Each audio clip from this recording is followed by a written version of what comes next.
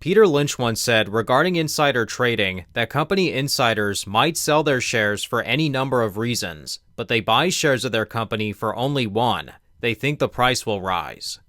This is what can make observing insider buys and sells a great indicator of where they believe the future of their company is headed. These people know their companies and likely their sectors more intimately than any Wall Street analyst. So when an insider, especially the CEO, a CFO, or some other high-ranking official, starts buying or selling shares of their company, it's worth paying attention to. Because when insiders buy their own stock, they're using their own personal wealth, not some company stock benefit or anything along those lines. Considering that right now, we're in the midst of a market sell-off and we don't know if it'll be over tomorrow or if it'll last longer, I thought it would be a good idea to see if any CEOs are currently buying their own stocks, now that many high-yielding stocks are offering much higher yields than they were a month ago. So in this video, we're going to take a look at some high-yielding dividend stocks that currently offer yields of over 12%, and the CEOs of these companies have recently bought shares of their own stock. So the market sell-off or any sector concerns aren't deterring their CEOs from loading up on their own company stock. And although it doesn't guarantee that they won't go through harder times or even a dividend cut, it's at least a good sign of confidence from the very top. So with that being said, let's go take a look. The first stock that insiders are loading up on is Blue Owl Capital Corporation, ticker OBDC. In the past month, 4 company insiders, including CEO Craig Packer, have bought nearly $1.5 million worth of this company's stock. Their CEO was responsible for the majority of that, as he purchased over $977,000 worth of his own stock. Blue Owl Capital is a company that's been heavily talked about over this past week, as their parent company, Blue Owl, recently called off plans to merge 2 of their business development companies together. The proposed merger was between Blue Owl Capital Corporation, the company we're looking at, and Blue Owl Capital Corporation 2, which is a non-traded private BDC. The issue, though, was that investors in the private BDC didn't like the terms of the merger, and there was a mass exodus of people wanting to withdraw their money from the private BDC. The story was so big that it made front-page headlines on CNBC's website, and they interviewed Packer on air about the canceled merger. His excuse was that market conditions weren't ideal for it right now. But if you read the opinions of OBDC2's investors, that wasn't the reason. Those who invested in the private fund felt like they were getting a raw deal and they wanted out. It generated some negative publicity for Blue Owl, as it made the management team look bad for wanting to merge the funds under the conditions that were laid out. Since private BDCs aren't traded on exchanges, we don't know how well that fund is doing. But following the announcement of the canceled merger, shares of OBDC have risen by about 7.5%. So it looks like the market knew that it was best not to merge those 2 investments together. On their latest earnings call, Packer reiterated that Blue Owl Capital was still in a strong position compared to their BDC peers. And judging by the fact that he recently spent almost $1 million of his own money on OBDC stock, that would imply that he really is confident about the future of this company. Their non-accruals are still low compared to the long-term historical average for BDCs. As of last quarter, their non-accrual rate was 1.3% compared to 3.8%, which is the BDC average. But one of the biggest developments with OBDC this year has been their reduction of PIK, or payment in kind. PIK is basically when a lender goes to collect the money they're owed from their debt, but the borrower doesn't have the money to pay the lender. So instead, the lender, or Blue Owl Capital in this case, will look at them and say, okay, if you don't have the money to pay us, we'll issue new debt for you to pay us later.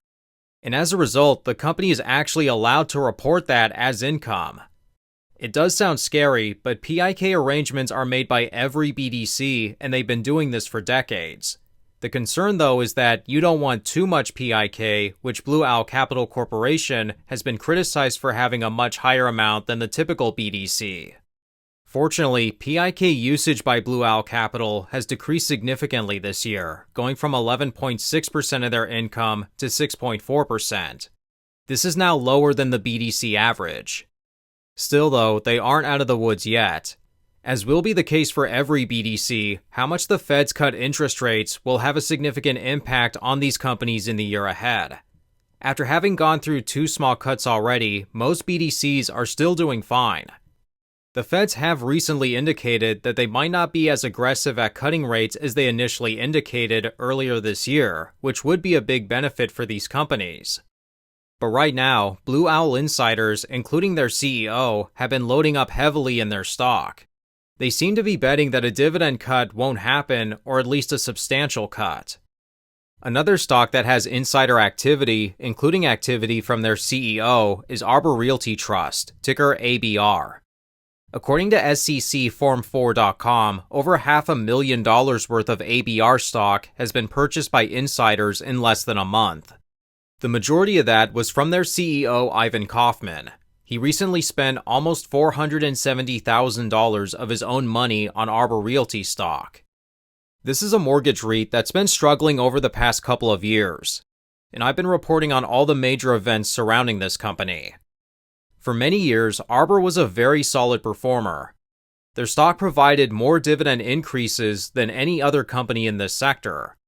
At one point, they were increasing their dividend almost every quarter for a few years. But then, just like every other mREIT, they fell on hard times. These companies suffer significantly when interest rates rise, and all but 2 mREITs have reduced their dividends between 2022 and today. Earlier this year, Arbor Realty experienced the same fate, and they had to cut their dividend to the same level it was in 2019. They've also been the victim of various short reports over the years, all of which haven't been proven truthful. In their most recent financial results, they again kept their dividend at the same level for 3 quarters in a row now. But some issues in their latest earnings caused some people to speculate that another dividend cut might be on the table early next year. The number of loans they hold in their portfolio that they label as stressed saw a jump compared to the previous quarter.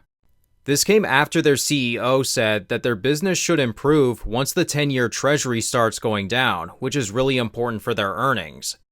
The 10-year Treasury did go down between Q2 and Q3, but investors were still met with another bad quarter.